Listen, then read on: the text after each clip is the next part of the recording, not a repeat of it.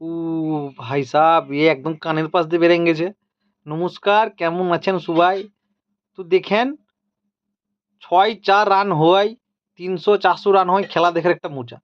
আর লো run হয় মানে কম run হয়েও সেই খেলা দেখার আরেকটা মজা। মানে কম রান মানে এই নয় যে এই খারাপ ব্যাটিং করেছে কম রান, মানে একটু যদি ভালো পিচ হয়, বোলিং পিচ হয়, রানটা কম হয়, তাহলে সেই খেলা দেখার কিন্তু আরেকটা বেশি মজা আছে। যেরকম দেখেন আজকে ইন্ডিয়ার সাথে নিউজিল্যান্ডের খেলা ছিল।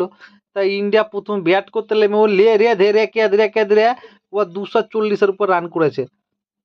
ও সচিনের জামাই ও খেলতে পারে নাই, ও রোহিত শর্মা খেলতে পারে নাই, বিরাট কোহলি খেলতে পারে নাই। তো লেরে ও আইয়ার, শ্রেয়াস আইয়ার ও একটু হাফ সেঞ্চুরি করেছে। আর হার্দিক পান্ডের অক্ষর পটেল মিলে ৪০ এর উপর রান করে ও লেরে দেরে ২৪০ করেছে। ও আমি তো বুঝে গেছি ও হেরে গেছে। ২৪০ যখনই দেখেছে ও বুঝে গেছে ইন্ডিয়া আজকে হেরে গেছে। তারপরে আবার ইন্ডিয়ারা আবার ফাস্ট বোলিং লিচে, শুধু একটা বোলার লিচে মোহাম্মদ শামি, আর ও একটা হার্দিক পান্ডিয়া আছে অলরাউন্ডার, আর সবই স্পিনার লিচে। আমার তো মাথায় নষ্ট কিরকম টিম বানাইছে। ও বাবা, তারপরে কি দেখি এয়ার টিম লে জিতে গেছে। এয়ার টিম লে এদেরকে সবাইকে অল আউট করে দিয়ে ও বরুণ চক্রবর্তী, ও বাঙালি ছেলেটা। ও বাঙালি লয়, ও কোথাকার, তামিলনাড়ুর। ওই হলো, ও তো চক্রবর্তী ভেবে ভেবেছিলাম বাঙালি। তো ও ছেলেটা প্রথমে আইসিসি টুর্নামেন্টের প্রথম ম্যাচে ৫খানা উইকেট নিয়ে নিচ্ছে দেখছেন। ও তো এরকম দেখেই তো মনে হয় ওকে তো ক্রিকেটার লাগেই না, ওকে দেখে ও দেখেই মনে হয় নেশা করে চলে এসছে। ওই মুখলেও ৫টি উইকেট নিয়ে নিচ্ছে, ভারতকে জিতে নিচ্ছে। ভাবেন ওরা কারা জেনে বলছিল ৪-৪টে কেন স্পিনার লিছে, ও এত স্পিনার নিয়ে কি হবে। ইয়া দেখালেন, আপনারা বাড়িতে বসে থেকে জ্ঞান দিলে হবে, ওরা অ্যানালাইসিস করছে কোথায় কি দরকার সেই হিসাব করে লিছে। তা দেখেন ইকে লিছে বলে দেখেন আজকে কিন্তু ম্যাচটা জিততে পেরেছে। ও লাইলে কিন্তু জিততে পারতো লাই। ইয়া ২৪০ রান ও ডিফেন্ড করা অত সহজ লাই। বলটা কি করছিল ভাবেন, এরকম বল ঘুরছে, ৫টা উইকেট নিয়ে নিয়েছে, ভালো বল করেছে। আর সত্যি খেলা দেখে আজকে হেভি মজা এসছে, কিন্তু যা বলবেন তাই বলেন। ও লো স্কোরিং খেলা দেখে কিন্তু একটা ও আলাদাই মজা আসে। আর যারা বলছিল ওই যে ৪টে স্পিনারে কি দরকার, তাদের মুখে ঝামা ঘুষে দিচ্ছে যে দেখে নিজ জন্য ৪টে স্পিনার নিচ্ছে। ইন্ডিয়া একটু কমা ভাববেন না। ইন্ডিয়া যা করে ও ভেবে চিনতে দেখে শুনে সবে অ্যানালাইসিস করে তারপরে করে এইটাতেই করেছে। তার ফলে আজকে এই জিততে পেরেছে। এবার জিতে সামনে আছে ৪ তারিখে অস্ট্রেলিয়ার সঙ্গে খেলা। ও বাবা, ও অস্ট্রেলিয়া ওরা তো সেমিফাইনাল ফাইনাল উঠলে এনিমি সালারা রোবট হয়ে যায়। ওদেরকে কে জানি কে কোনদিন খেলবে না, সেমিফাইনাল ফাইনালে খেলে।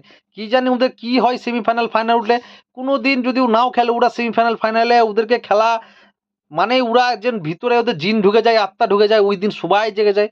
আর ভালো হয়েছে অস্ট্রেলিয়ার সাথে সেমিফাইনাল হয়েছে, কারণ ফাইনালে ওর সাথে দেখা পড়লে আরও চাপ ছিল, যা হবে সেমিফাইনালই হবে। আবার আপনারাই বলবেন সেমিফাইনাল অস্ট্রেলিয়াকে হারাতে পারবে কি পারবে না। অস্ট্রেলিয়াকে যদি সেমিফাইনালে হারিয়ে দিল তো চ্যাম্পিয়ন ট্রফি ইন্ডিয়াই পাবে। ও ফাইনালে ও জিয়াই থাক, ও ফাইনালে নিউজিল্যান্ড থাক আর সাউথ আফ্রিকা থাক, অস্ট্রেলিয়ানকে যদি একবার সেমিফাইনালে হারান দিল তো এবার চ্যাম্পিয়ন ট্রফি ইন্ডিয়াই পাবে। দেখেন আপনারাও পাশে থাকবেন, দেখবেন অস্ট্রেলিয়াকে হারাতে পারছে কি লাই। আর অস্ট্রেলিয়াকে যদি একবার হারিয়ে দিল, ও মুচ্ছার আছে, ও ট্রিবি সেট আছে, ও দাড়িওয়ালা মুজবালা, ওকে সবার আগে নিতে হবে। ও সবার থেকে ডেঞ্জার। ও কি জানি ও নীল রং জার্সি দেখলেই ও খেলে, ও অন্য জার্সি দেখলে ও খেলবেই লাই, কিন্তু নীল রং জার্সি দেখলেই ও খেলে। ওকে তাই সবার আগে আউট করতে হবে। আর আজকে বিরাট কোহলি ৩০০তম ওডিআই ম্যাচ ছিল, অনেক অনেক শুভেচ্ছা। আরও ১০০ খেলুক, আরও ২০০টা ম্যাচ খেলুক। যেরকম ফিটনেস বিরাট কোহলির আছে, যে লেভেলে বিরাট কোহলি ক্রিকেটার, ও আরও ২০০ খেললেও কোনো ব্যাপার নাই। তবে সবার ভাগ্যে হয় না ৩০০টা ওডিআই ম্যাচ এখানে লাই।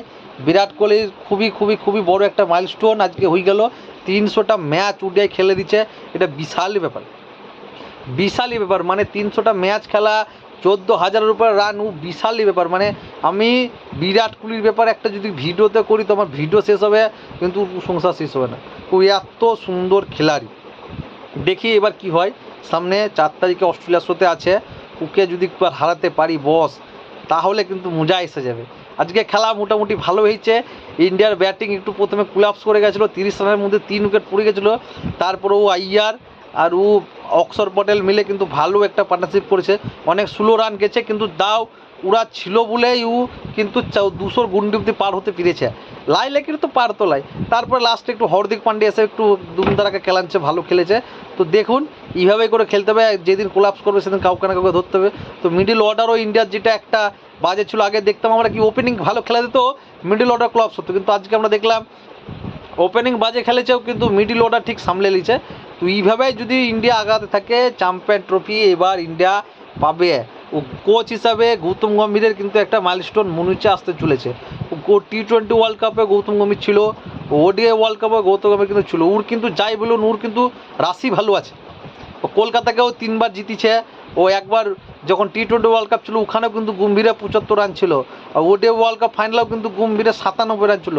ওর কিন্তু রাশিও কিন্তু ভালো আছে।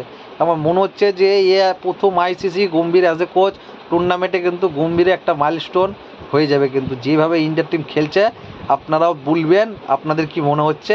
আর ভালো লাগলে অবশ্যই লাইক করবেন, কমেন্ট করবেন আর সাবস্ক্রাইব করবেন।